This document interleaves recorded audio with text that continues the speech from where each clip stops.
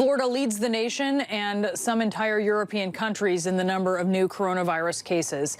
More than 11,000 new cases and 128 deaths. That is in a single day, but those aren't the only significant numbers. For 5 days in a row, Florida has led the nation in highest per capita rate of infection. Right now, Florida is averaging just over 55 cases per 100,000 people, which is according to an analysis by Johns Hopkins data. The states right behind Florida, Louisiana and Arizona. And against this backdrop, there are reports that Florida is fudging its numbers and minimizing the crisis by underreporting positive numbers. Dr. Jason Salemi is joining us now. He's a professor of epidemiology at the University of South Florida. Dr. Salemi, you did the research here. Tell us how Florida is skewing the results. Yeah, so actually, first, it's important to understand that I'm not an insider. I'm a scientist who's trying to make sense of the data just like everybody else. And so that's why I've created a dashboard that I've made publicly available for people to access reliable data. But obviously, COVID-19 has been increasing dramatically in Florida, and the positivity rate is something that a lot of people pay attention to. You see the governor tweet out about it. So in the article by Mario Ariza and Angie DiMichele from the Sun Sentinel, there are two major issues that emerge with what's happening with the positivity rate. The first, to me, is more a problem with the communication of the data. So people should have access to data that they understand. And it's pretty simple what we want to know. We want to know the case positivity. Of all the people who get tested, what proportion test positive? But here's what Florida does. Florida reports what's called the test positivity. So in the numerator of that simple number, it's all of the people who test positive for the first time. In the denominator, it's all of the tests performed. But here's the catch. If a person tests positive multiple times, so you get the virus and you get tested repeatedly and you test positive multiple times, only the first positive test result is included in the numerator. But just as was alluded to about, people at the Florida Department of Health, they'll get tested multiple times, negative, negative, negative. All of those negative results are included in the denominator. And so this is a valid measure. When you talk to the director of communications, he says, well, it's because those people who continue to test negative are still at risk of the virus. It's valid, but it's hugely misleading. And here's why. I'll give you a simple example for your viewers. Let's say you have 10 people, and those 10 people are tested weekly for 5 weeks. And let's say 5 of those 10 people end up testing positive on the last week. What Florida would report is 5 out of 50 tests that came back positive, or 10% positivity, when I just told you that 5 out of 10 people tested positive in 5 weeks, or 50%. So it's a valid measure, but again, it's misleading. I think people deserve, information that they can digest. And so at a minimum, the Department of Health should be reporting both at the test level and at the person level. But the more egregious problem with what's happening has to do with combining the results of 2 tests that are really very different. So again, for your viewers, the 2 types of tests that detect the virus, one is a molecular test. It's called real-time PCR.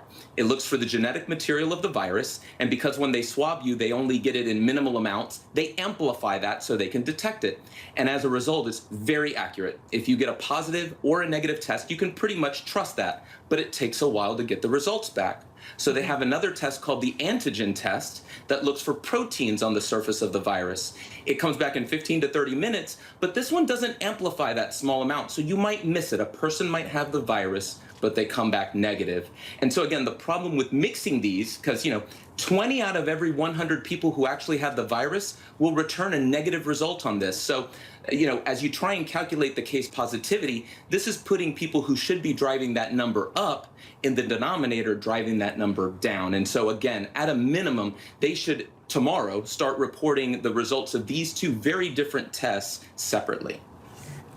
Thank you so much I will say, I understood everything you said, and I hope our viewers did too. It just makes it so clear why it's so important what Florida is doing here. But explain to us, what does it mean? What's the impact when you have skewed data?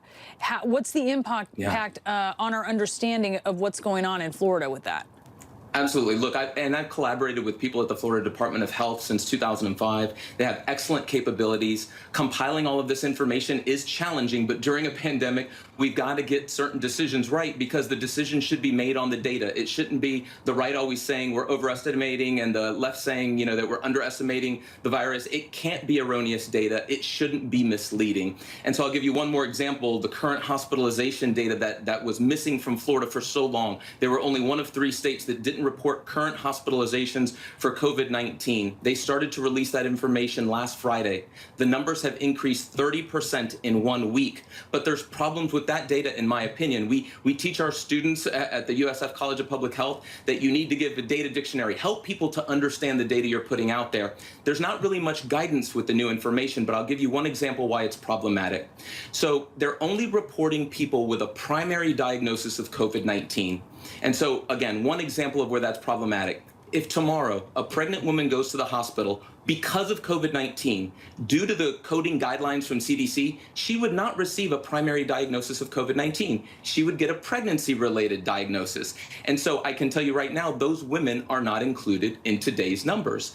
Moreover, by reporting only the primary diagnosis, if you talk to clinicians, it really doesn't matter. If somebody is hospitalized and they have COVID-19, it complicates the hospitalization that much more. It uses PPE, hospital resources. So again, I think we need to just better define, what I would recommend to the Department of Health is, even if they want to report it separately, give me a list of all of the patients currently hospitalized with a principal diagnosis, but then also give me all patients hospitalized with COVID-19. That's how we can improve our data and again, start to make some data-driven decisions. At least we'd be working from an accurate playing field, and then, people will put the spin that they want to on the information.